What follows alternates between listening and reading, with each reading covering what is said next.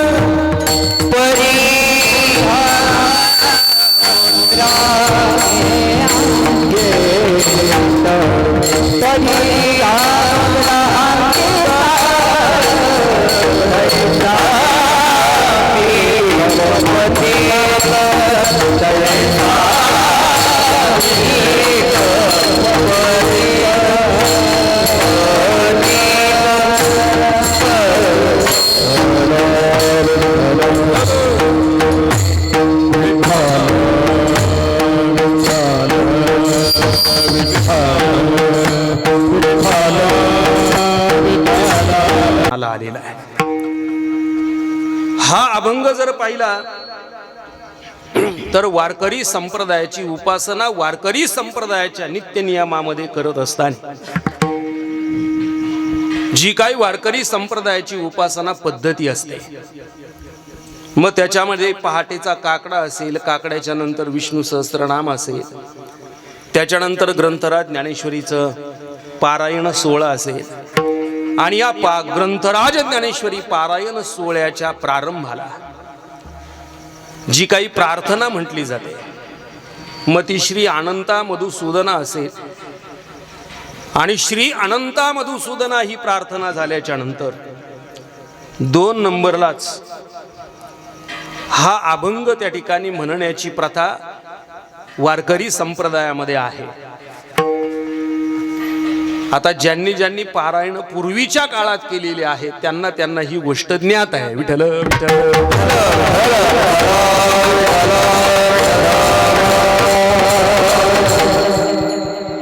आणि या अभंगाच्या माध्यमातून भगवान श्री ज्ञानोबा आहे तो असणारा जो धर्मध्वज आहे, या धर्मध्वजाचं रक्षण करण्यासाठी ज्या राजाचा तो ध्वज आहे त्याला त्या ठिकाणी किती कष्ट करावे लागतात. स्वतःच्या प्राणाची आहुती सुद्धा देण्याचं त्या ठिकाणी त्याच्या भाग्यामध्ये लिहिलेलं असतं. असा हा असणारा धर्मध्वज आणि या धर्मध्वजाचं या ठिकाणी महत्व त्या राजाला ज्ञात आहे. त्याला किती त्रास होतोय. तसं भगवान ज्ञानोबा राय म्हणतात, या धर्माचं आचरण करत असताना सुद्धा आमच्या जीवनामध्ये त्या ठिकाणी किती मोठमोठाले कष्ट, किती मोठाले दुःख, यातना आम्हाला भोगाव्या लागलेल्या आहेत. देवा, अरे मी त्या पद्धतीने त्या ठिकाणी असणारा पतित आहे. माझंही जीवन त्या पद्धतीने पतित असणारं जीवन आहे. तैसा मी एक पतित, पण मी स्वतःला जरी पतित म्हणत असलो पण माझ्यावर त्या ठिकाणी तुझी मुद्राचा अंकित आहे, तुझी मुद्रा लागलेली आहे. मी तुझा भक्त आहे, या पद्धतीची मुद्रा आहे, या पद्धतीची खून माझ्यावर त्या ठिकाणी झालेली आहे. आणि देवा, तुझं ब्रीदच असं आहे की तू भक्त प्रतिपालक आहे, तू पतितांना पावन करणार आहे, तू जगदानी आहे, जगत पालक आहे, हे तुझं असणार ब्रीद आहे. आणि आम्ही तुझे अंकित झालेलो आहोत. तुझ्या भक्तांचा शिक्का आम्हाला लागल्या कारणाने आम्हाला जीवन जगत असताना कोणत्याही प्रकारची चिंता मात्र त्या ठिकाणी नाही. असा या अभंगाचा सरळ सरळ अर्थ आहे. विठ्ठल विठ्ठल.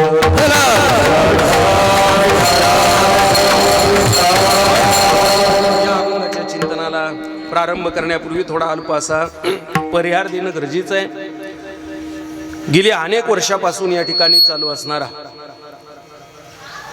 बाबांचा उत्सव, आपण सर्व निंबेरेकर मंडळी, तुळापूरची मंडळी, या ठिकाणी सर्व संयुक्त विद्यमाने आपण हा करत असतो.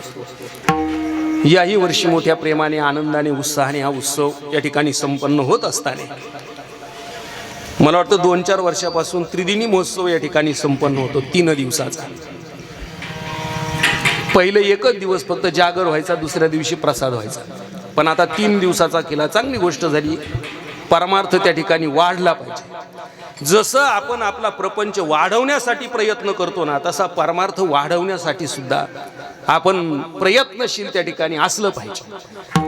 मग याच प्रयत्नातून 3 दिवसाचा महोत्सव आणि चतुर्थ दिनी मला वाटतं तिसऱ्या दिवशीच काला या ठिकाणी होतोय. आणि आजच्या दिवसाचं जर महत्त्व आपण पाहिलं तर आज बाबांच्या समाधी मंदिराच्या पुढे आपण हा धर्मध्वज उभारलेला आहे. किती फुटाचा आहे?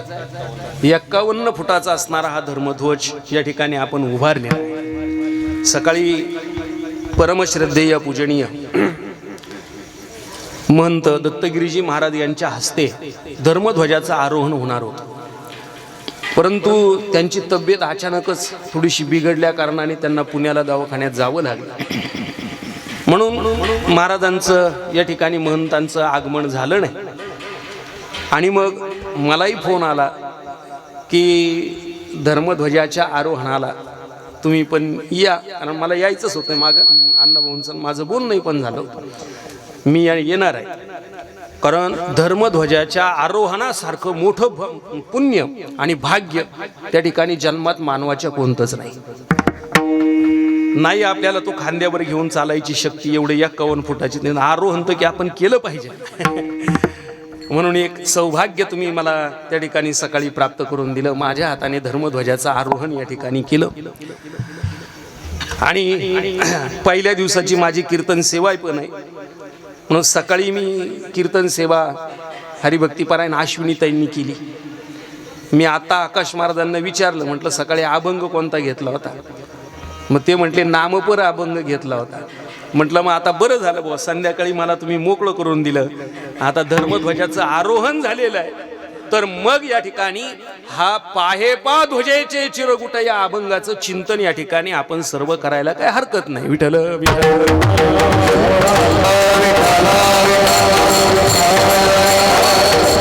या ठिकाणी आपलं सर्वच निंबेरे तुळापूरचं सगळं भजनी मंडळ आहे. आमच्या हरिभक्तीपरायण या ठिकाणी दिलीप महाराज पवार मृदंगाला या ठिकाणी उपस्थित दरवर्षीच असतात, बऱ्याच दिवसाचं येतात. आमचे हरिभक्तीपरायण सोपान काका दिवे ते पण बऱ्याच दिवसाचं येतात. आमचे हरिभक्तीपरायण दत्तात्रय महाराज बेलकर ते पण बऱ्याच दिवसाचे या ठिकाणी बऱ्याच दिवसाचं ते या ठिकाणी या कार्यक्रमाला उपस्थिती त्यांची असते. आता ही सगळीच मंडळी आहे का नाही, सर्वांचंच आता जास्त काय नामनिर्देश आता करणं नाही, कारण हे सगळेच माझ्या हृदयस्थ आहेत, सगळे माझ्या जवळचे आहेत आणि जवळजवळ सगळ्यांचेच नावं मला माहीत आहे. म्हणून कोणाचंही नामनिर्देश न करता या भगवान ज्ञानोबारांच्या अभंगाचं आपण सगळेच आपल्या नियोजित वेळात थोडक्या वेळात आपण चिंतन करणार आहोत. विठ्ठल विठ्ठल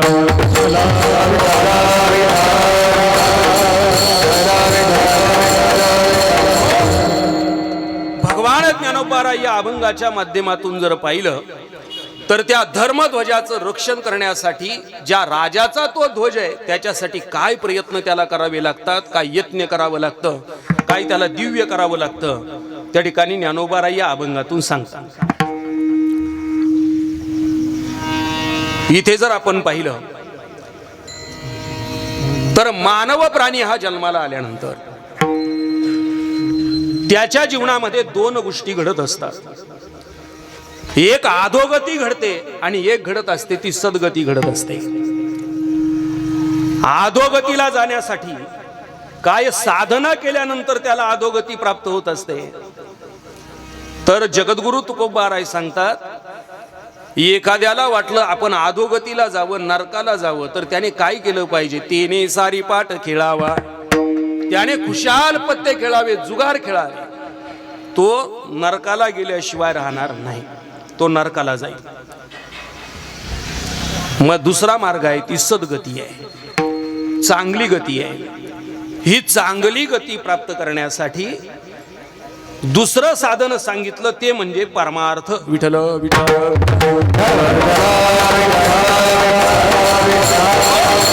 थोडक्यात अधर्माने मनुष्य वागला की त्याला त्या ठिकाणी अधोगती प्राप्त होते आणि धर्माने मनुष्य वागला तर त्याला त्या ठिकाणी सद्गती प्राप्त होते. मग धर्म म्हणजे काय? धर्माची व्याख्या त्या ठिकाणी सुंदर केलेली आहे. धर्मात धारणा मिथ्या धर्मो धारयते प्रजा. त्या ठिकाणी प्रजा एकत्र येणं, माणसं एकत्र येणं आणि एकत्र आल्यानंतर त्यांची बैठक होणं. मग नुसती शरीराची बैठक महत्वाची नाही, तर वैचारिक बैठक होऊन त्या वैचारिक बैठकीतून त्या विचार मंथनातून एक चांगला सर्वांना सोयीस्कर अशा प्रकारचा एक प्रशस्त मार्ग त्या ठिकाणी निर्माण करण्याची संकल्पना निर्माण होणं यालाच खऱ्या अर्थाने धर्म अशा प्रकारे म्हणतात. म्हणजे चांगले विचार ज्या ठिकाणी उत्पन्न होतात त्याला म्हणतात धर्म.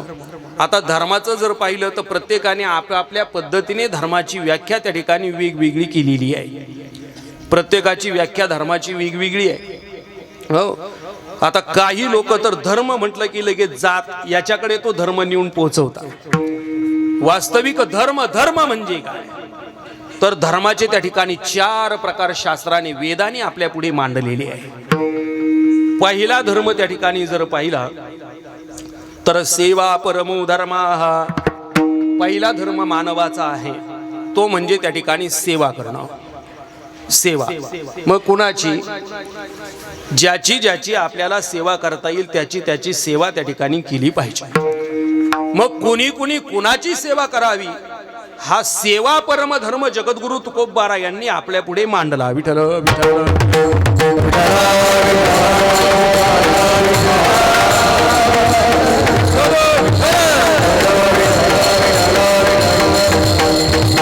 स्वामी काज गुरु भक्ती, स्वामी काज गुरु भक्ती, स्वामी काज गुरु भक्ती, स्वामी काज गुरु भक्ती, पितृवचन सेवापती, पितृवचन सेवापती,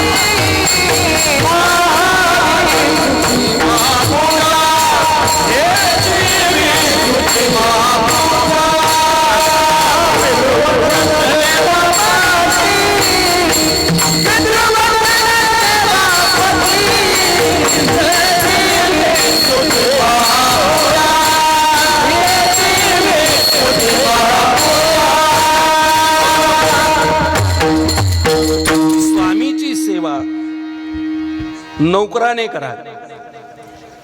जे जे स्वामी सांगेल ते ते नौकराने त्या ठिकाणी ऐकणं. मालक सांगेल त्या पद्धतीने नौकराने वागणं ही स्वामीची सेवा, अर्थात तो परमधर्म.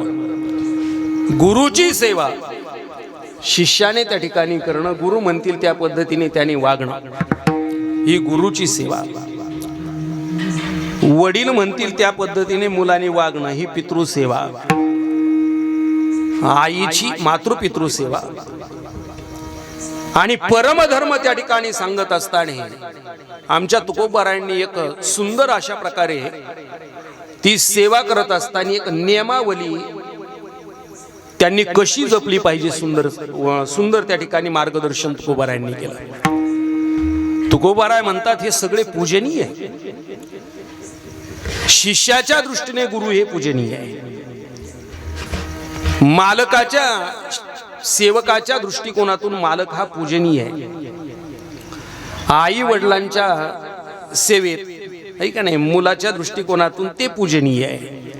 मग असे असणारे जे काही पूजनीय व्यक्ती आहेत त्यांच्याबद्दल माणसाने आदर त्या ठिकाणी आदरभाव ठेवावा. धर्मनीतीचा ऐकावं व्यवहार या अभंगामध्ये तुकोबाराय जर पाहिलं तर तुकोबाराय सांगतात विठ्ठल विठ्ठल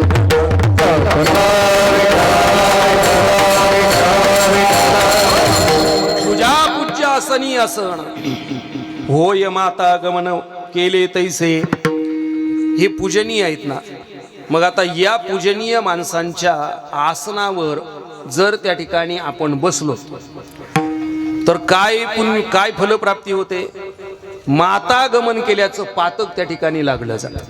म्हणून या पूजनीय व्यक्तींच्या आसनावर माणसाने कधीही त्या ठिकाणी बसू नये. हा असणारा सेवकाचा परमधर्म आहे. सेवा परमो धर्म. हा त्यानंतर दुसरा धर्म आहे अहिंसा परमो धर्म. हा त्या ठिकाणी कुणीही कुणाची हिंसा मात्र करू नये. कारण हिंदू या शब्दाची व्याख्याच करताना असं म्हटलेलं आहे हिंसेपासून जो दूर राहतो त्याला म्हणतात हिंदू. विठ्ठल विठ्ठल अहिंसा त्या ठिकाणी करू नये. कोण्याही जीवाचा न घडो मसारावर साजे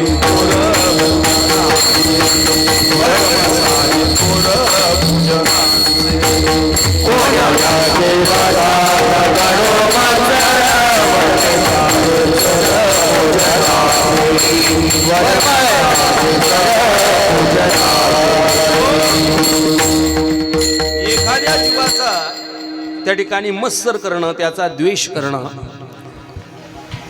त्याची त्या ठिकाणी निंदा करणं हे सुद्धा एक प्रकारची हिंसाच.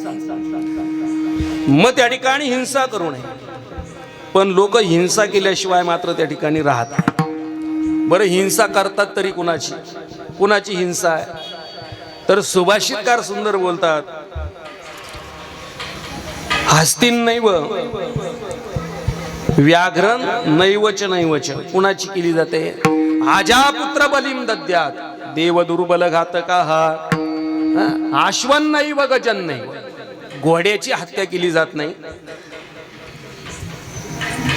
हत्तीची हत्या केली जात नाही, हिंसा केली जात नाही, वाघाची तर अजिबातच नाही. मग कुणाची? आजा पुत्र बलिम दद्यात म्हणजे शिळीचं असणारा मुलगा, आजा म्हणजे बोकड, त्या बोकडाचा बळी दिला जातो. म्हणजे दुर्बलाचा घात करणारी मंडळी, अशी हिंसा करणारी जी आहे, हिंसा त्या ठिकाणी करू नये. अहिंसा परमो धर्माः. त्यानंतर तिसरा धर्म आहे. तिसरा धर्म सांगतात शांती परमो धर्माः.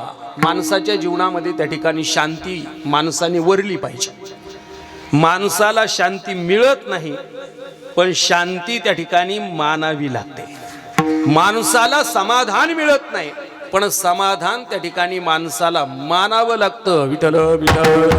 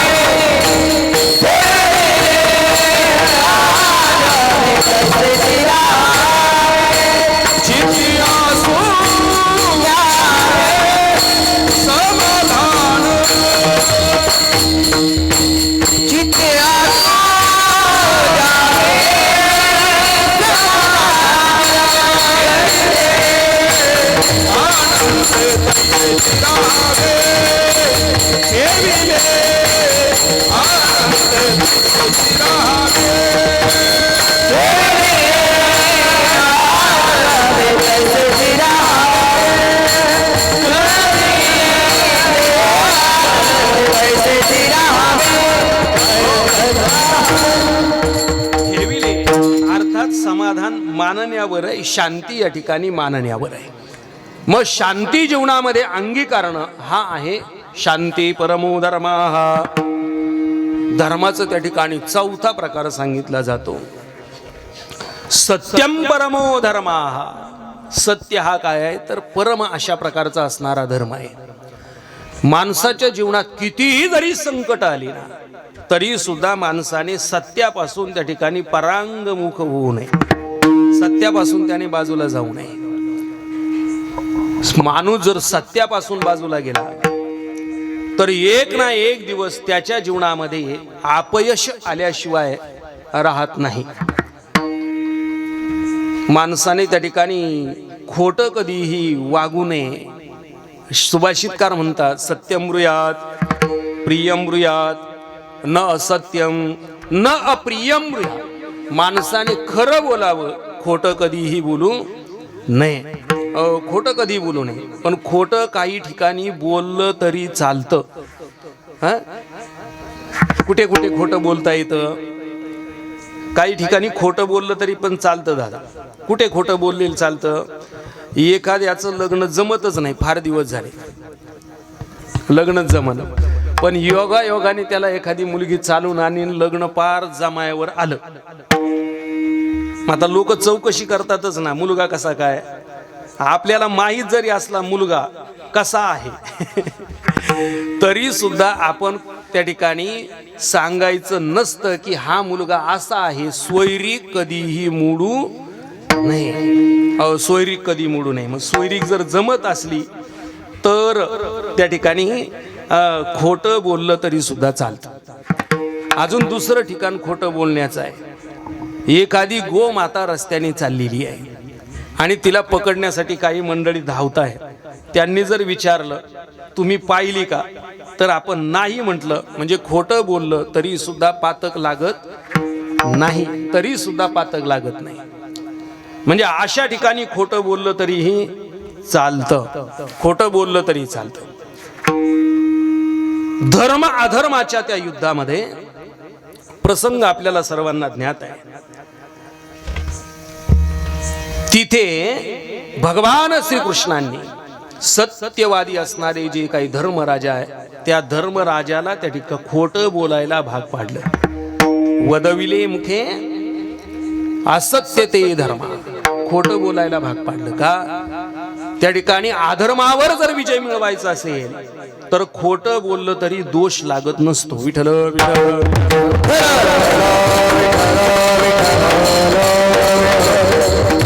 सत्य हा एक प्रकारचा असणारा धर्म आहे आणि हे असणारे सगळेच्या सगळे चारीही धर्म जो अनुकरण करतो त्याला काय म्हटलं जातं तर राजा म्हटलं जातं. चारी धर्माचं अनुकरण करणारा. मग आता तो राजा एखाद्या राज्याचा असणारा राजा, मग त्या राजाची खून असते, त्याची एक खून असते. प्रत्येक राज्याची, प्रत्येक देशाचं त्या ठिकाणी वेगवेगळी अशा प्रकारची खून आहे. तशी प्रत्येक राज्याची सुद्धा एक वेगवेगळी अशा प्रकारची असणारी एक एक खून असते. चांद्रवंशीय जे राजे आहेत त्यांची चंद्राची खून आहे आणि सूर्यवंशी असणारे जे काही राजे आहेत त्यांची सूर्याची खून आहे. आणि या असणाऱ्या खुणा त्यांनी त्या ठिकाणी त्यांच्या प्रत्येक असणाऱ्या वस्तूवर उमटवलेल्या असतात. मग त्याच्यामध्ये त्यांची मुद्रा असेल, त्याच्यामध्ये त्यांच्या एखाद्या वस्तू असतील, त्यांचे कागद असतील. एवढंच नाही तर त्यांची असणारी जी काही धर्माची ध्वजा आहे त्या धर्माच्या ध्वजेवर देखील त्या ठिकाणी एक मोहोर उमटवलेली असते. ती असते त्यांचा तो शिक्का. मग त्यांची ती खूण म्हणजेच असणारा ध्वज आहे, प्रत्येकाचा ध्वज. आता इथे प्रत्येकाचा ध्वज वेगवेगळा असतो का नाही? आपण जर पाहिलं तर ध्वज हा कापडाचा, पण त्याला त्या ठिकाणी वेगवेगळे नावं आपल्याला पाहायला मिळतात. एखाद्या पक्षाचा असतो त्याला काय म्हटलं जातं झेंडा, नाही का नाही? पक्षाचा असतो तो झेंडा. वारकऱ्याची असते ती पताका आणि धर्माचा असतो तो ध्वज. पण आता आपण वारकऱ्यांनाच कळायला तयार नाही की आपल्या याला पताका म्हणावं की झेंडे म्हणावं. माईक हातात राहतो त्या दिंडी चालकाच्या आणि तो मोठ्याने ओरडतो, हे पताकावाले थांबा. त्यालाच कळत नाही त्या झेंड्यावाले, हे झेंड्यावाले थांबा. त्यालाच कळत नाही त्याला नेमकं झेंडा म्हणावं काय म्हणावं, त्याचं कळायलाच तयार नाही. मग ती असणारी वारकऱ्याची पताका, त्या ठिकाणी असणारा पक्षाचा झेंडा आणि धर्माचा असणारा ध्वज त्या राजाचा. मग त्या धर्मध्वजाचं रक्षण करण्यासाठी त्या राजाला काय करावं लागतं? अभंगाच्या पहिल्या चरणात आहे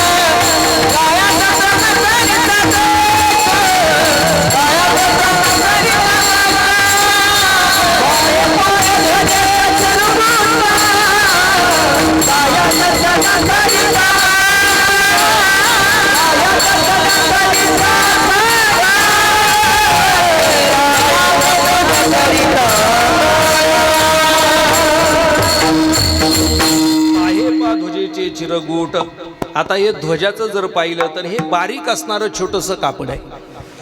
आता किती किंमत असेल, जर विकत आणलेला असेल तर 2.25 मीटरचा ध्वज आहे. जास्त काय त्याची किंमत व्यावहारिक दृष्टिकोनातून पाहिलं तर नाही आहे. पण त्याची जर त्या ठिकाणी एक अभिमानाने आणि स्वाभिमानाने किंमत जर पाहिली तर त्याची किंमत ही काय आहे, पृथ्वीचं दान जरी केलं तरी त्याची त्या ठिकाणी किंमत होऊ शकत नाही. एवढी मोठी असणारी त्याची किंमत आहे, त्याला किंमतच नाही. वास्तविक छोटासा आहे, ते चिरगुट आहे, पण त्याचं जतन करताना त्या राजाला किती कष्ट भोगावे लागतात. आपण सगळे राजे जर पाहिले तर त्यांच्या जीवनामधलं संघर्ष आपल्याला त्या ठिकाणी पाहायला मिळतो, सगळ्या राजांच्या जीवनातला. मग एवढा संघर्ष त्यांना त्या ठिकाणी करावा लागला, स्वतःच्या प्राणाची आहुती त्या ठिकाणी द्यावी लागली. एवढा संघर्ष आहे. छत्रपती शिवरायांचं जर पाहिलं तर सकल जीवन जर पाहिलं तर घोड्यावर बसूनच त्या ठिकाणी फिरणं, घोड्यावर बसून खाणंही त्या ठिकाणी घोड्यावरच आहे. एवढे कष्ट त्या ठिकाणी त्या धर्मध्वजाचं रक्षण करण्यासाठी घ्यावे लागतात. आता आपण हा धर्मध्वज त्या ठिकाणी उभारलाय, हा उभा केला, पण हा उभा केल्यानंतर याच्या संरक्षणाची जबाबदारी सुद्धा आपलीच आहे. विठ्ठल विठ्ठल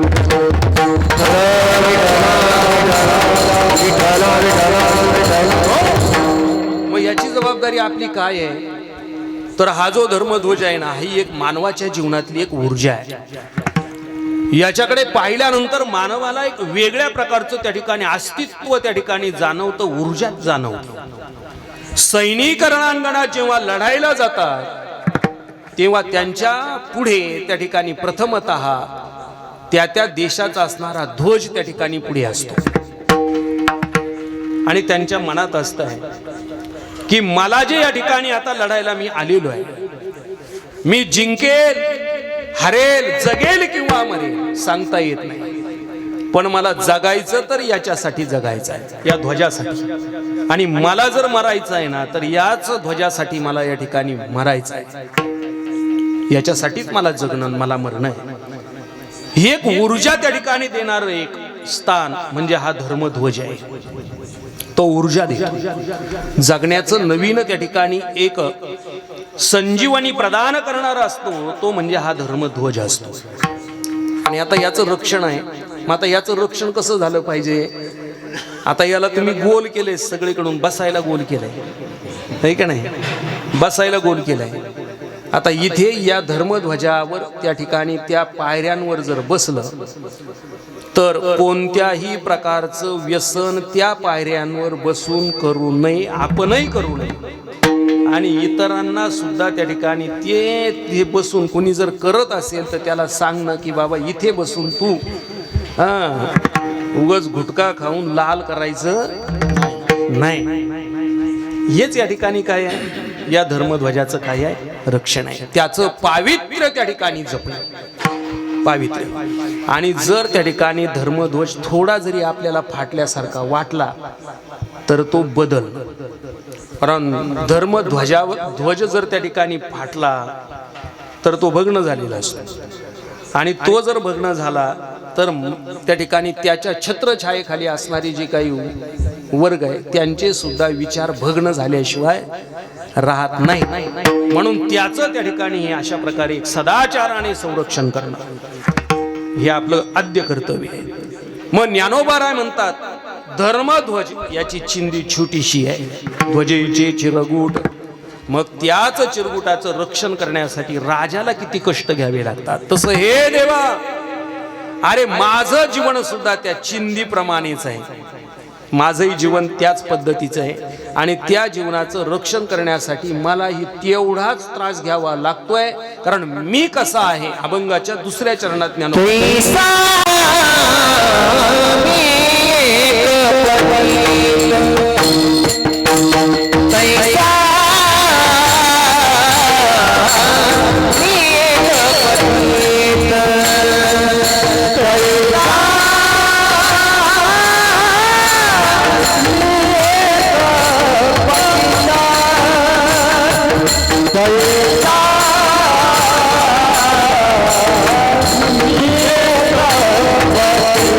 Yeah.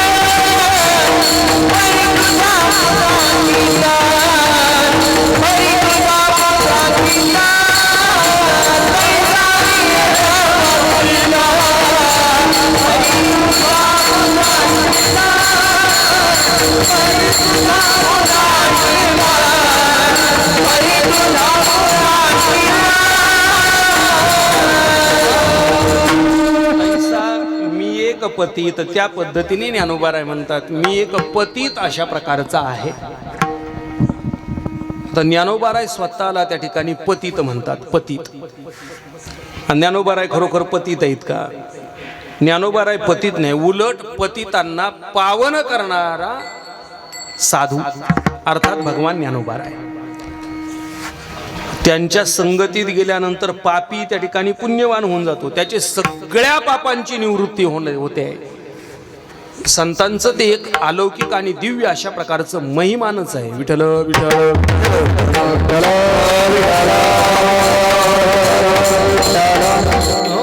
जाय त्रिविधतो ताप वसो न शके पाप. जाय त्रिविधतो ताप. संतांचं दर्शन झाल्यानंतर त्रिविध तापाची तर निवृत्ती होते, पण त्याचबरोबर पापाचीही निवृत्ती होते. मग ज्ञानोबाराय स्वतःला त्या ठिकाणी पतित म्हणून घेतात. हाच ज्ञानोबारायांचा असणारा मोठेपणा आहे. काहींच्या जवळ काहीच नसतं, पण ते दाखवल्याशिवाय राहत नाही. आणि मोठे माणसं असे असतात की त्यांच्याजवळ सगळं असतं, पण ते दाखवत मात्र नसतात. मोठ्यांचं तेच लक्षण आहे. आपण म्हणतो ना, रिकामं भांड जास्त वाजतं, पण भरलेलं भांड कधी वाजत नाही. ते वाजतच नाही, ते भरलेलं भांड नाही वाजत, पण रिकामं भांड वाजल्याशिवाय राहत नाही. मग तसंच आहे इथे ज्ञानोबारायांकडे जर पाहिलं तर ज्ञानोबाराय म्हणजे प्रत्यक्ष परमात्माच आहे. आता परमात्म्याला जर आपण पतित म्हटलो तर ते जमणारच नाही, कारण पाप हे आमच्या संतांच्या अंगाला शिवू सुद्धा शकत नाही. शिवू शकत नाही, कारण संत हे अग्नी रूप झाले. विठ्ठल विठ्ठल लागोने तू पाप पुण्यांगा, लागोने तू पाप पुण्यांगा,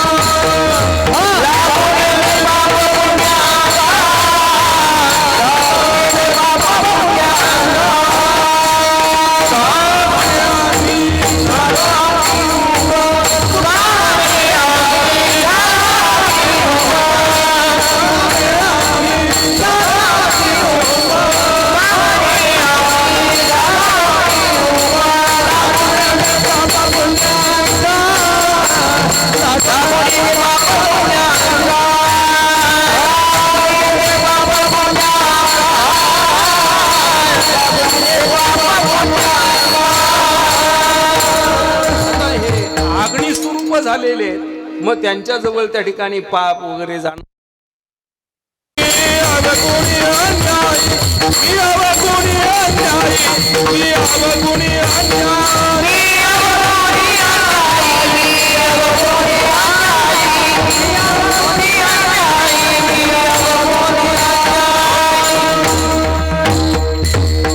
तो नाटाचा अभंगच खूप सुंदर आहे. मी तव अल्पमतीहीन काय वर्णो तुमचे गुण, उदकी तारिले पाषाण हे महिमा नामाचे. त्या ठिकाणी स्वतःला अल्पमती म्हणून घेणं. ते महिपती महाराजांचा सुद्धा एक नाटाचा अभंग आहे, सुंदर अभंग आहे. महिपती महाराज म्हणतात की देवा, अरे माझ्याजवळ वैराग्य नाही वैराग्याचे बळ. पुढे महाराज सुंदर बोलतात. महाराज म्हणतात की मी माझ्या जीवनामध्ये जर पाहिलं तर नाही वेदशास्त्र पठन, नोहे हा घोर वनसेवन, आत्मचर्चा ब्रह्मज्ञान ती खून सेना. माता स्वतः जवळ आहे तरी सुद्धा न दाखवणं हे संतांचं काय आहे, एक घेण्यासारखा अशा प्रकारचा तो गुण आहे. ज्ञानोबाराय त्या ठिकाणी जर पाहिलं तर स्वतःला पतित म्हणून घेतात, स्वतःला पतित म्हणून घेतात.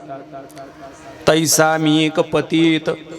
पण देवा, अरे मी जरी पतित असलो तरी पण मी तुझा काय आहे तर मुद्रांकित आहे. तुझी मुद्रा काय आहे, माझ्यावर आहे. मी तुझा भक्त आहे. आता देवाचे जर भक्त झाले तर स्वतःच्या पालनाची चिंता स्वतःला राहत नाही. त्याची चिंता कुणावर पडली जाते तर ती देवावर पडली जाते. ती देवाला चिंता असते. आणि मग माऊलींच्या दृष्टिकोनातून जर पाहिलं तर आता या चिंधीला सांभाळण्याची त्या ठिकाणी आता मला गरज नाही, कारण हा देह सुद्धा काय आहे, एक चिंधी सारखा असणारा हा देह आहे. पण याला सांभाळावं का लागतं, तर या देहामध्ये असणारं जे काही आत्मतत्व आहे त्या आत्मतत्वासाठी या चिंधीला त्या ठिकाणी महत्व आहे. विठ्ठल विठ्ठल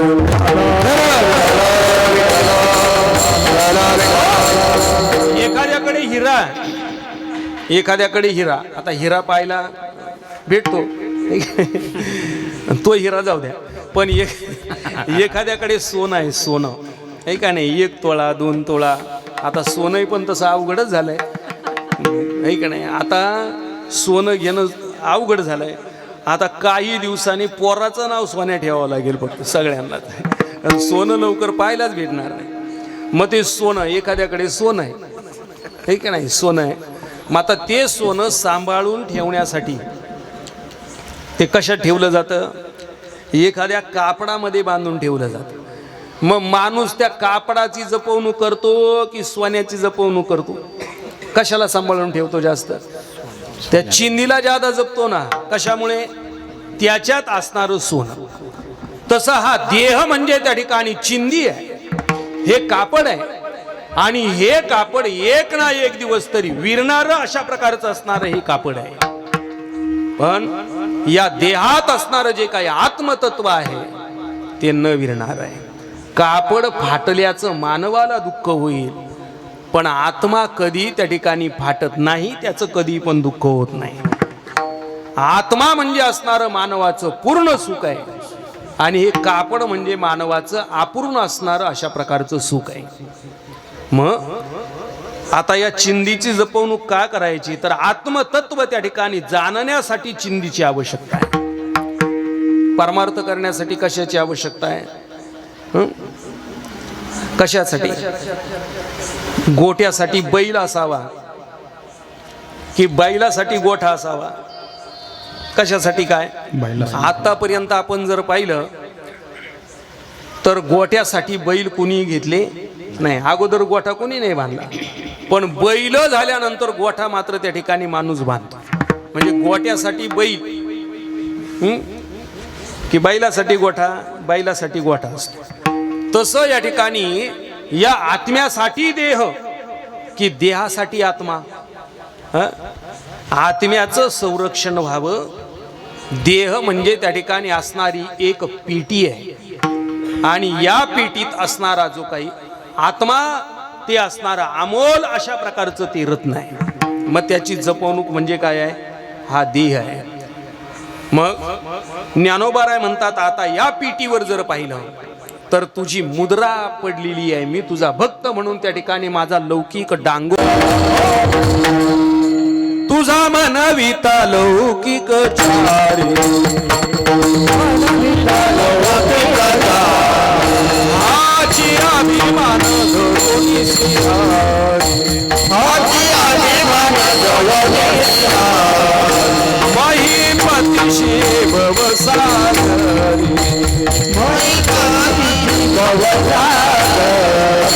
उडता तारी रे तारा, उडता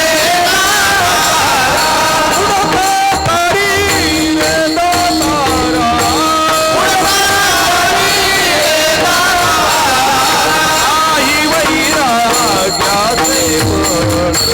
नाही वैराग्याचे पण, नाही वैराग्याचे पण, नाही वैराग्याचे तुझा मनविता लौकिकाचारी. लौकिक दृष्टीने जर पाहिलं तर मी आता तुझा त्या ठिकाणी झालेलो आहे, तुझा झालेला आहे. आता याच्यामध्ये 2 आहे, देवाचा होणं आणि देवच आपला होणं. माणूस देवाचा झाला याला महत्व नाही, पण देवच त्या ठिकाणी आपला होणं याला फार मोठं त्या ठिकाणी महत्व आहे. जसं एक शब्द आपण कायम वापरतो ना, आपण म्हणतो हरिदास. मग आता हरिदास कुणाला म्हटलं जातं, हरिदास, हरीचे असणारे दास, हा सरळ सरळ अर्थ झाला. याला हरीचे दास म्हणत नाही, याला हरिदास म्हणत नाही. हरी यस्य दासा असा हरिदासा, हरी ज्याचा दास झाला तो कोण आहे खरा? हरिदास आहे. हरीचा दास झाला हे महत्वाचं नाही, हरी ज्याचा दास झाला तो खऱ्या अर्थाने दास आहे. विठ्ठल विठ्ठल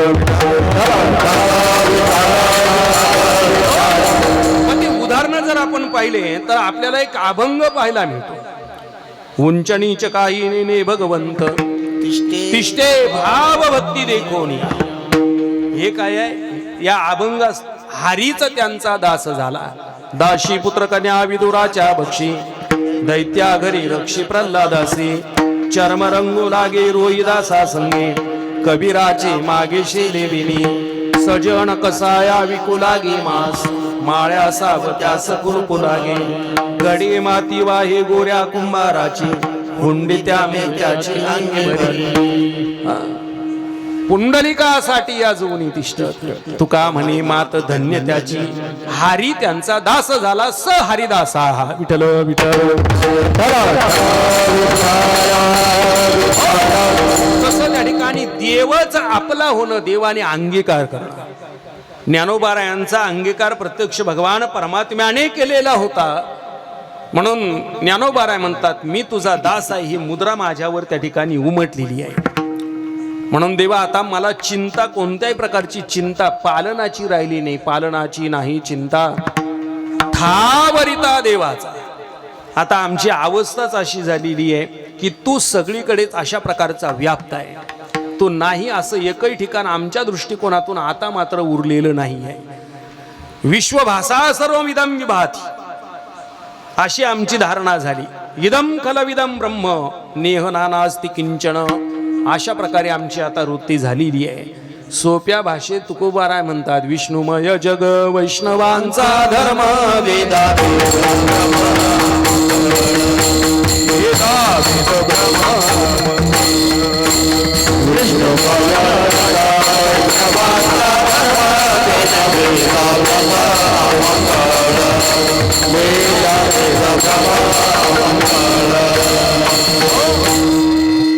भेदाभेद आता शिल्लक त्या ठिकाणी राहिलेला नाहीये.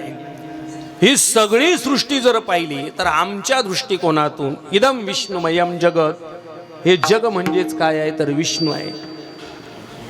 आस्ति ब्रह्मेति चद्वेद सतमेन ततो विदुः, अशी आमची वृत्ती झालेली आहे. आता ही वृत्ती झाल्यामुळे आता तू आमच्यासाठी सगळीकडेच आहे, म्हणून आम्हाला तुला कुठून बोलवायचं नाही, तर तू आमच्या जवळच त्या ठिकाणी आहे. म्हणून तुझा मुद्रांकित झालो, तुझा भक्त झालो. आणि आता भक्त झाल्यामुळे आमचं जीवन खऱ्या अर्थाने आनंदमय झालं. भक्त झाल्यानंतर त्या भक्ताच्या जीवनातल्या दुःख देणाऱ्या 4 गोष्टी आपोआप निवृत्त होत असतात. भय निवृत्त होतं, मोह निवृत्त होत आहे, चिंता निवृत्त होते, आणि 4थी गोष्ट दुःख देत असते ती म्हणजे आशा. या 4ही गोष्टी आपोआप निवृत्त होतात. माणसाला भय दुःख देतं की नाही? भीती माणसाला काय करत असते? दुःख देते. भीती दुःख देते. फार दिवसापूर्वी मी जेव्हा सायकलवर यायचो ना, त्यावेळेस एकदा असंच दिवस मावळल्याच्या नंतर मी इथून निघालो आणि त्या वरशिंद्याच्या घाटात ते लोक सांगायचे, वरशिंद्याच्या घाटात येणे एक बाळातीन उठती म्हटले. त्या वरशिंद्याच्या घाटात, आणि ती बाळातीन उठते, सायकल ओढते, काही पण गाडी ओढते, खाली पाडते. आता नेमकं एक दिवस मावळला, मी इथून चाललो वरशिंद्याच्या घाटात गेलो. माझ्या लक्षात आलं त्या वडाच्या झाडाजवळ बाळातीन आहे, ती उठते आणि सायकल ओढते. नेमकं तिथे गेलो, लक्षात आलं सायकल कशी उभी राहिली मलाच कळालं नाही. त्या नळीने मी पळायला लागलो. भय काय आहे तर माणसाला काय करत असतं? दुःख देत. भय. दुसरी गोष्ट माणसाला दुःख देते मोह, म्हणजे मिळवलेल्या वस्तूचं संगोपन करणं, त्याला म्हणतात मोह. मग ते माणसाला दुःख देतं. तिसरी गोष्ट माणसाला दुःख देते चिंता. चिंता काय करत असते? माणसाला दुःख देते. चिंता. आता चिंतेचे 2 प्रकार आहे, एक सार्थ चिंता आणि एक आहे व्यर्थ चिंता. माणसाजवळ चिंता असावी लागते. कोणती चिंता? कैमे उद्धार पावेन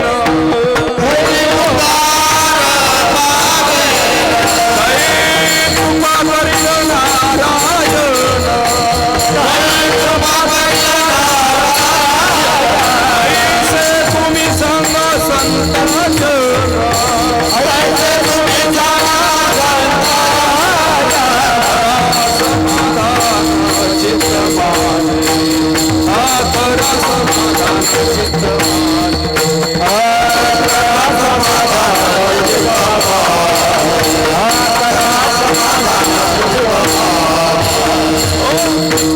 तैसा मी काय आहे तर त्या ठिकाणी माझ्या चित्ताचं समाधान करा. काय समाधान करा तर माझा उद्धार त्या ठिकाणी कशाला होईल ही आहे साधकाची चिंता. ही साधकाला चिंता. आणि काही माणसांना व्यर्थ चिंता असते. उगच काहीतरी चिंता क्रांत बसायचं. त्याच्याकडे जर पाहिलं तर असं वाटतं याच्यावर का जागतिक बँकेचं कर्ज आहे की काय. फुटली गोवारी दिसे तैशी तोंडावरी. अगदी तोंडावर गौरी फुटल्यासारखे काहींचा चेहरा. कधी कधी एखाद्या ठिकाणी कीर्तन सेवेला जर गेलो ना तर तिथे असा अनुभव येतो आपल्याला जे आठवतं ना ते पण एखाद्या माणसाच्या तोंडाकडे पाहिलं की ते विसरून जातं. ते विसरून म्हणजे काही काहींचे चेहरे असे असतात. आता आपले नाही म्हणा. आता सगळे डाळणं कायमचे ओळखीचे सगळीच मंडळी आहे. कायमचे चेहरे पाहण्यात आहे. त्याच्यामुळे तुम्हाला पाहिलं तर मला आपोआप आठवत आहे विठ्ठल विठ्ठल.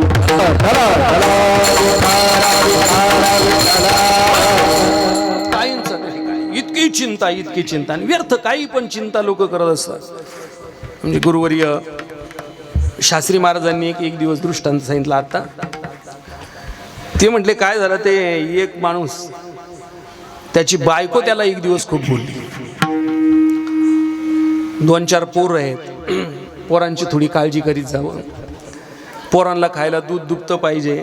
लोकांची पोरं दूध खातात आणि आपल्या पोरांना दूध नाही. म्हटले काही करा पण आज घरात म्हैसच आली पाहिजे. आज घरात म्हैसच आली पाहिजे नाही तर अजिबात घरामध्ये यायचं नाही. ती बाई तळतळली त्याच्यावर. तो म्हटला आज बाजारला जातो म्हैस आणल्याशिवाय मी तर काय घरी येणारच नाही. मग तो बाजारला गेला. त्याची पत चांगली होती त्याच्यामुळं कुणी त्याला काय उधार म्हैस दिलीच नाही. रोख पैसे मागायला गेला इकडे तिकडे तर कोणी त्याला उधार पैसे मागायला गेला उसने त्याला कोणी देईन. दिवस मावळला आणि तोंड सोडलेलं तसाच घरी आला. आता नवरा रागवून गेलेला आहे. निश्चित म्हैस घेऊन येणारच आहे. म्हणून बायकोने सुद्धा पुढची म्हशीची तयारी केली होती. तिने 3 कुंभाराच्या तिथून 3 मोठं अशी गाडगे आणली होती. एक थोडं मोठं एक मध्यम एक थोडं बारीक. 3 गाडगे आणले त्या बाईने. 3 गाडगे. याने ते गाडगे पाहिले. त्याने विचारलं मोठं हे गाडगे कशाला आणली. ती म्हटली अहो आता तुम्ही म्हैस घेऊन येणार मग आता ही गाडगे नकोत का. म्हटले हे गाडगं कशासाठी. एक मोठं गाडगं होतं. ती म्हटली हे मोठं गाडगं आणलेलं आहे म्हशीचं दूध काढायला तापवायला. मग दुसरं गाडगं कशाला ते आणलं. तिने सांगितलं म्हशीचं दूध निघालं आणि उरलं तर थोडंसं दही लावायला नको का म्हणून दुसरं गाडगं थोडं लहान आणलंय. आणि मग तिसरं गाडगं बारीक कशाला आणलं. ती म्हटली माझी बहीण शेजारीच राहिला आहे. ती जर कधी मध्ये दही मागायला तर तिला द्यायला नको का. हा म्हटला अजिबात जमायचं नाही. तुझ्या बहिणीचं त्या ठिकाणी दही द्यायचा काही संबंध नाही. तुला माहेरच्यांचा फार पुळ काय म्हणे. एक थेंबर सुद्धा दही तिला द्यायचं नाही. ती म्हटली अहो माझ्या पाठची बहीण आहे तिला दिलीच पाहिजे ना. थोडंफार तरी तिला दिलंच पाहिजे ना. दोघांमध्ये जेव्हा भांडण चालू झालं याने काठी घेतली आणि त्या बाईला मारायला लागली. ते भांडण गल्लीत गेलं. शेजारची म्हातारी एक पाहायला आली काय चाललंय म्हणून. तिने विचारलं काय झालं. या बाईने सांगितलं. तो बाबा म्हटला हिने ते गाडगे आणलेत आणि त्याच्यातलं एक गाडगं आणलंय म्हटले ते दही तिच्या बहिणीला द्यायला. ते गाडगं आणलंय तिच्या बहिणीचा दही द्यायचा काय संबंध आहे. अजिबात तिला दही द्यायचं नाही मी तिला म्हणतोय. आणि ही म्हणते तिला द्यावंच लागेल माझी धाकटी बहीण. त्या म्हातारीने ओळखलं हे यांचा फार मोठा भ्रम झालेला आहे. त्या म्हातारीने त्याच्या 2 तोंडात मारल्या. तो म्हटला आजी का मारल्या का मारल्या. ती म्हातारी म्हटली भाऊ तुझ्या म्हशीने माझा एक वाफा घास खाऊन टाकला. ती म्हटली तो म्हटला म्हैस जर आणलीच नाही तर घास खायचा काय संबंध. ती म्हटली मग घास खायचा काही संबंध नाही ना तर मग या बाईला मारायचा काय संबंध आहे. म्हटला विठ्ठल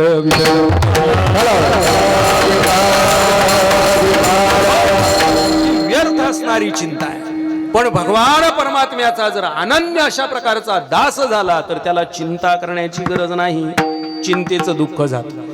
आणि चौथं दुःख मानवाच्या जीवनात येतं, त्याला आशेचं दुःख म्हणतात. भगवंताचा दास झाला की आशा त्या ठिकाणी आपोआप जाते. टाकिली पात्र झोळी धर्म अधर्म आशा,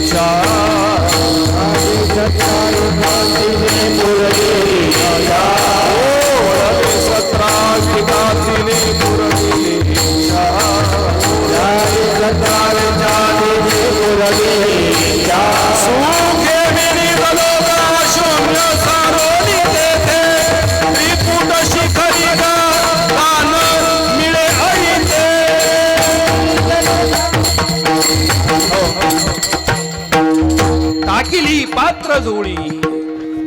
काय केलं? पात्र आणि झोळी टाकून दिली. धर्म अधर्म आणि त्याच पद्धतीने आशा ही टाकून दिली जाते. जो भक्त होतो तो आशा त्या ठिकाणी त्याच्या जीवनातली टाकून देतो. आशा ही समूळ त्या ठिकाणी त्याने आपल्या जीवनातून उपटून टाकलेली असते. तिचं बीजही त्याच्या अंतःकरणामध्ये शिल्लक राहत नाही. मग अशा पद्धतीने त्याचं जीवन हे पूर्ण आनंदमय अशा प्रकारचं झालेलं जीवन, आणि तो आनंद त्याने त्या ठिकाणी शोधलेला. मग काय केलं? पात्र टाकून दिलं. पात्र आता हे साठवण्याचं पात्र शिल्लक नाही राहिलं. कोणतं कोणतं?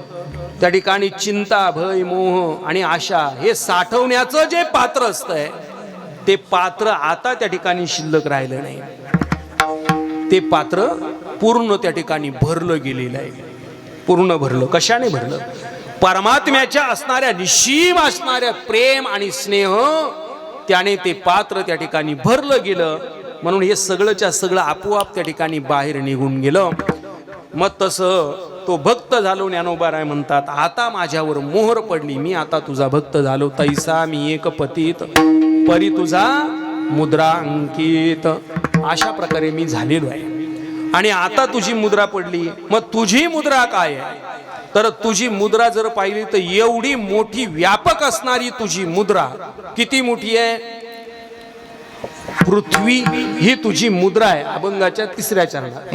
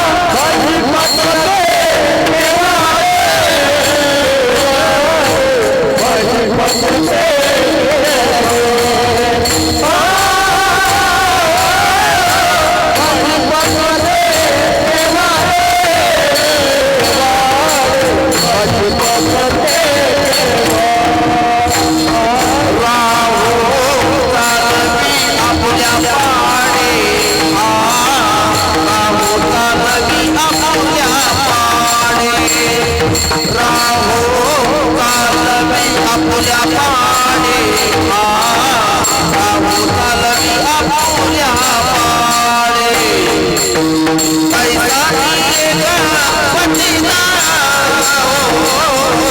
पैसा मिळे गणपतीचा पैसा मिळे गणपतीचा पैसा मिळे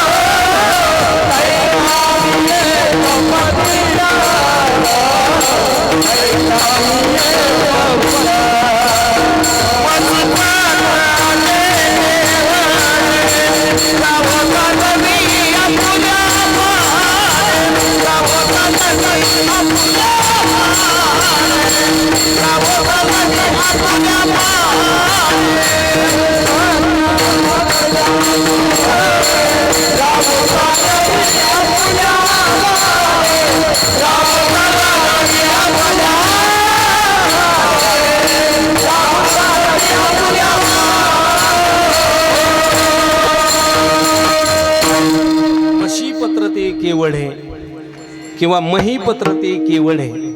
आता एवढं मोठं असणारं ते मसी किंवा मही पृथ्वी. आता पृथ्वी किती मोठी आहे आपल्याला त्या ठिकाणी एक परिमाण त्या ठिकाणी सांगता निश्चित येणार नाही. एवढी मोठी असणारी ही पृथ्वी. मग पृथ्वीचा त्या ठिकाणी झालेला राजा अर्थात पृथ्वीपती. मग त्या पृथ्वीपतीच्या इच्छेप्रमाणे त्या पृथ्वीवर सगळं त्या ठिकाणी घडत असतं. राजा बोले आणि दल आले. राजा म्हणेल त्या पद्धतीने सगळं त्या ठिकाणी त्या पृथ्वीवर घडत असतं. राहू मग आता राजा प्रजेच्या मनाप्रमाणे चालावा की प्रजा ही राजाच्या मनाप्रमाणे चालावी. कधी कधी काही काही राजे असतात ना ते राजे डोक्यात बांगळे असतात. नको ते त्या ठिकाणी काही पण नियमावली काहीतरी ते राजे काढत असतात. पण सद्गुणी असणारा जो काही राजा आहे मग त्या राजाने जर काही फरमान काढलं तर ते सगळं प्रजेला त्या ठिकाणी मानावं लागतं. ते मानावं लागतं. राजा म्हणेल त्या पद्धतीने प्रजेला वागावं लागतं. मग तसं हे देवा अरे तू या पृथ्वीचा असणारा राजा आहे. तू याचा इको पार डायरेक्ट बंद करा माझा. तू या पृथ्वीचा असणारा तू राजा आहे आणि तुझ्या म्हणण्याप्रमाणे या ठिकाणी सगळं चालतंय ना. सगळं तू म्हणेल त्या पद्धतीने सगळं या ठिकाणी घडतंय. घडी मोडी हेळा मात्रे पाप पुण्य संचिता सगळं काही या ठिकाणी तुझी सत्तेने वेदासे बोलणे सूर्याशी चालणे तुझी सत्ते. आईसा तू समर्थ ब्रह्मांडाचा धनी हे वर्म जानोनी शरण आलो. हे सगळं तुझ्या सत्तेने चालतं. तू सर्व सत्ताधीश अशा प्रकारचा आहे. म्हणजे राजा म्हणेल त्या पण प्रमाणे प्रजेला. पण आता राजा होणंही सोपं नसतं ना. राजा झाला की त्याला यातना काय थोड्या आहेत का. ओ जयांगी मोठेपण तया यातना कठीण. त्याला खूप मोठ्या या त्या ठिकाणी यातना भोगाव्या लागतात. मोठेपणात फार मोठ्या यातना असतात. कधी कधी मोठे माणसं हे म्हणजे राजा हा प्रजेच्या अधीन होऊन जातो. प्रजा म्हणेल त्या पद्धतीने त्या ठिकाणी राजाला कधी कधी वागावं लागतं. प्रजेने उद्रेक केला की राजाला त्याचं राज्यपदही त्या ठिकाणी टाकून द्यावं लागतं. सोडून द्यावं लागतं. सोडून द्यावं लागतं. लोक करतात ना एखाद्या राजाला पद सोडून द्या. त्याला त्या ठिकाणी ते पदाचा त्याग करावा लागतो. अविश्वास ठराव आला की राजाला त्या ठिकाणी तो पद सोडावं लागतं. म्हणून अविश्वासास पात्र त्या ठिकाणी राजाने होऊ नये असं वागलं पाहिजे. असा सदाचार त्याच्या जीवनामध्ये असावा लागतो. सगळ्यांना बरोबर घेऊन चालावं लागतं. चालता चालता सगळ्यांचे मन त्या ठिकाणी जपावे लागतं. इथे घरातल्या जिच्याबरोबर विवाह करून आला तिचं बायकोचं एकटीचं मन राखता राखता नाके नऊ येतात. तेव्हा निवडून आल्यानंतर एवढे सदस्य बरोबर घेऊन चालायचे आणि ते प्रत्येक घरातले म्हणजे किती नाके नऊ त्या राजाला म्हणजे त्याला त्या ठिकाणी काय आहे, कष्टच आहे, ते कष्टप्रदच आहे. मोठेपणामध्ये फार मोठं दुःख आहे. राजा कधी कधी राजा प्रजेच्या अधीन होऊन जातो. मोठे माणसं कधी कधी लहान माणसाच्या अधीन होऊन जातात. कारण त्या लहानाचे त्याच्यावर असणारे उपकार आहे, त्या उपकाराच्या ओझ्याखाली लहान माणसं डालले, लहान माणसाच्या उपकाराच्या ओझ्याखाली मोठे माणसं डालले की मोठ्या माणसाला लहान माणसं म्हणतील त्याप्रमाणे वागावं लागतं. विठ्ठल विठ्ठल. एक प्रसंग पंढरपूर मधला. एक दिवस असा प्रसंग झाला, भगवान पंढरीश परमात्मा आणि सहज त्या ठिकाणी ते पांडुरंग नामदेवरायांच्या घरी, नामदेवरायांच्या आग्रहा खातर जेवायला नामदेवरायांच्या घरी गेले. आता तिथे गेल्यानंतर भगवंतांनी यथेच्छ अशा प्रकारचं जेवण केलं. ही गोष्ट त्या ठिकाणी बडव्यांना कळाली आणि देव जेव्हा नामदेवरायांच्या घरून जीवन आले आणि मंदिरामध्ये त्या ठिकाणी चढायला लागले तेव्हा ते बडवे म्हटले, देवा अरे तू नामाच्या घरी जेवण केलं, आमच्याकडे तुला काय कमी आहे? तुला तर आम्ही रोज त्या ठिकाणी गावरान तुपामध्ये तळून चांगली पुरणाची पोळी घालतो, मग आज नामाच्या घरी जेवायला जायचं काय कारण आहे? तुला याचं प्रायश्चित्त घ्यावं लागेल. देवाने हात जोडले. देव त्या ठिकाणी करुण स्वराने विचारतोय, काय प्रायश्चित्त मी घ्यावं असं तुम्हाला वाटतंय? म्हणले का नाही, नामाच्या घरी तू जेवलास ना, तुला प्रायश्चित्त हे आहे, चंद्रभागेवर त्या ठिकाणी जायचं आणि चंद्रभागेवर गेल्यानंतर तू स्नान करायचं. ओल्या वस्त्राने पंढरी नगरीला पूर्ण प्रदक्षिणा त्या ठिकाणी आणवानी पायाने मारायची. देव म्हटले ठीक आहे बुवा. आणि मग त्या ठिकाणी देव चंद्रभागेला गेले. उन्हाळ्याचे दिवस, तापलेली ती वाळू, स्नान केलं देवाने, पायात काहीच नाही आहे. पूर्ण पंढरीला पांडुरंगाने प्रदक्षिणा मारली आणि पांडुरंगराय प्रदक्षिणा करून परत मंदिराजवळ आले. तेवढ्यात नामदेवरायांची भेट झाली. देवा अरे माझ्यामुळे तुला किती त्रास झाला. नामदेवरायांनी पांडुरंगाला घट्ट मिठी मारली. नामदेवराय रडताय, देवा अरे माझ्यामुळे तुला एवढं दुःख, तू जर माझ्या घरी जेवायला आला नसता, तुला आग्रह केला नसता, तर तुला हे असं एवढे यातना तुला भोगाव्या लागल्या नसता, पण माझ्यामुळे तुला त्रास ना. मिठी मारली. बडव्यांनी परत पाहिलं, नामाने परत तुला मिठी मारली. देवा तुला तसं विटेवर उभं राहता येणार नाही, तू परत त्या ठिकाणी प्रदक्षिणा मार. पांडुरंगाने 2 प्रदक्षिणा मारल्या. नामदेवराय देवाच्या मागे मागे चालत होते. प्रदक्षिणा मारून त्या ठिकाणी पांडुरंगाच्या मंदिरासमोर पांडुरंगराय आले आणि नामदेवराय विचारताय, देवा अरे हे बडवे म्हणतील त्या पद्धतीने तू का वागतो? तेव्हा पांडुरंगराय सांगतात की नामा अरे हे बडवे रोज माझी 3 वेळेला पूजा करतात, माझा आरती नैवेद्य वगैरे सगळे हे पाहतात, मी त्यांच्या उपकाराच्या ओझ्याखाली डाललेलो आहे, म्हणून ते म्हणतील त्या पद्धतीने मला वागावं लागतं. विठ्ठल विठ्ठल.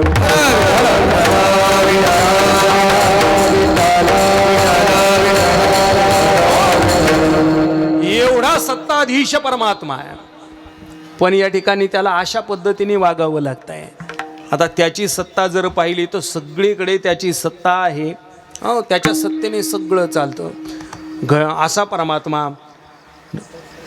माऊली बोलतात की मसी पत्र ते केवळे राहू चालवी आपुल्या पाडे. आपल्या इच्छेप्रमाणे त्या ठिकाणी सगळं या पृथ्वीवरचं त्या ठिकाणी त्या राजाच्या इच्छेप्रमाणे घडत असतं. पण देवा अरे तुझी जर इच्छा पाहिली आणि तुझं एक त्या ठिकाणी ते ब्रीद आहे की भक्त प्रतिपालक तुझं असणारं जे ब्रीद आहे ते ब्रीद तू सांभाळावं आणि माझं पालन करावं. अभंगाच्या शेवटच्या चरणात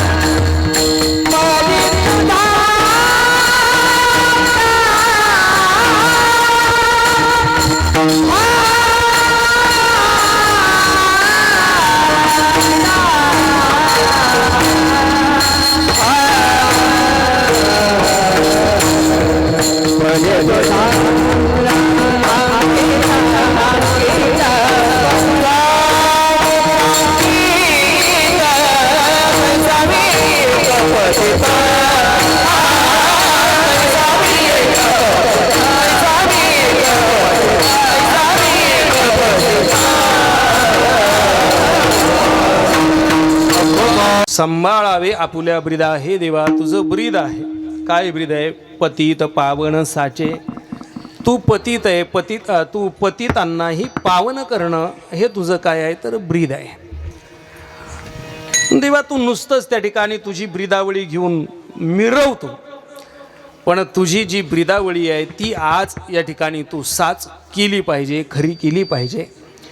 मग तुझं त्या ठिकाणी ते ब्रीद आहे. मी पतित आहे ना, मला तू पावन करणं ही तुझी काय आहे? तर ब्रीद वाक्य आहे.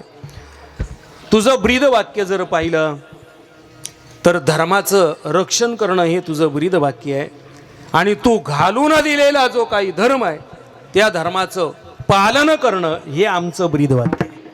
धर्माचे पालन करणे पाखंड खंडन, त्या धर्माचं पालन करणं ही आमची जबाबदारी आहे.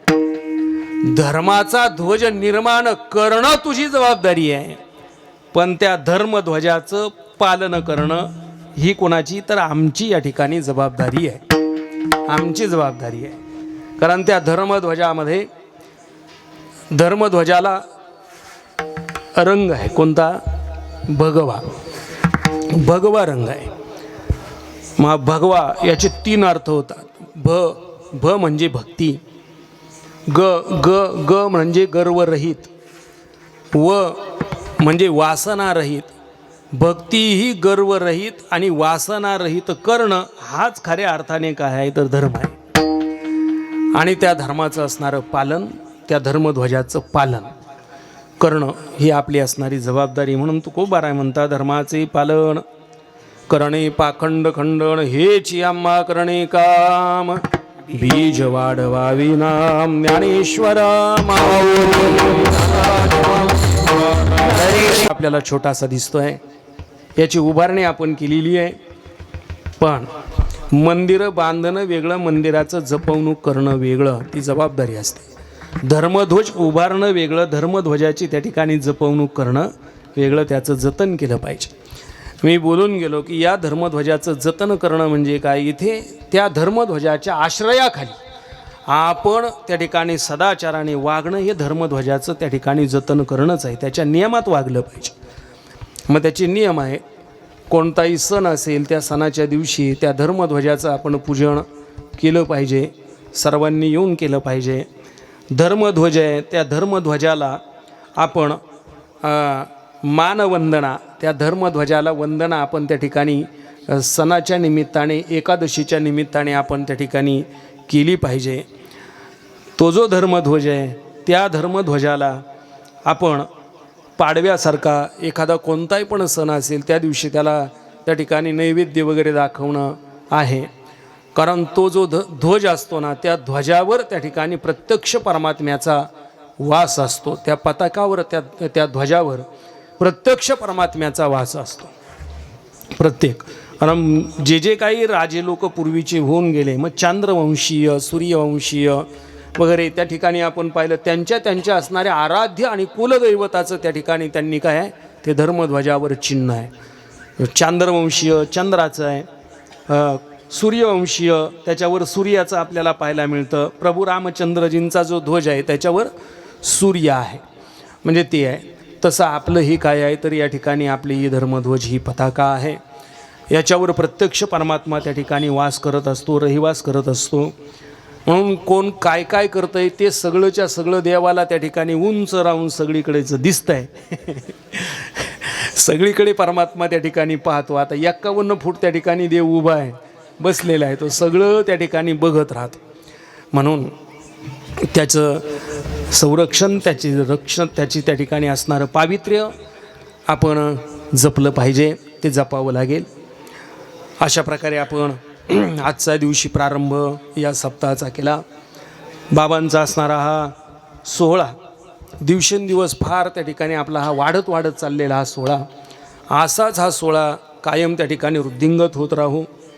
आपली सद्भावना, सदिच्छा बाबांनी त्या ठिकाणी पूर्ण करावी अशी बाबांच्या चरणी प्रार्थना आपण करूयात.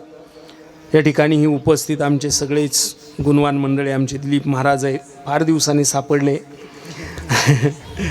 आमचे दत्ता महाराज आहेत, आमचे सोपान काका काका या ठिकाणी आज आहेत. काकांची फार मोठं सेवा वारकरी संप्रदायात आहे.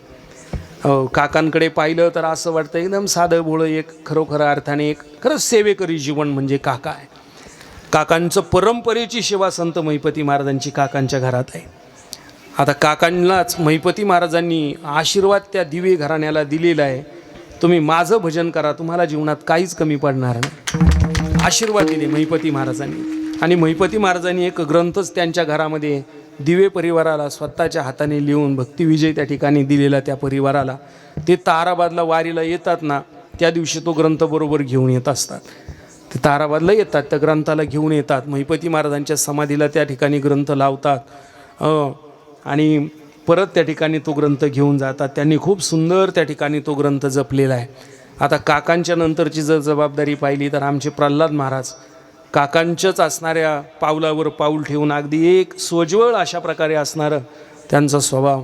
प्रल्हाद महाराज सुंदर तबला वाजवतात, गातातही ते, पण अजून त्यांचं गाणं काही कधी ऐकायला नाही भेटलं, पण गातातही पण. म्हणजे काकांचे चिरंजीव म्हणजे पिढ्या परत त्या ठिकाणी पिढीने परमार्थ त्या ठिकाणी चालत राहिला.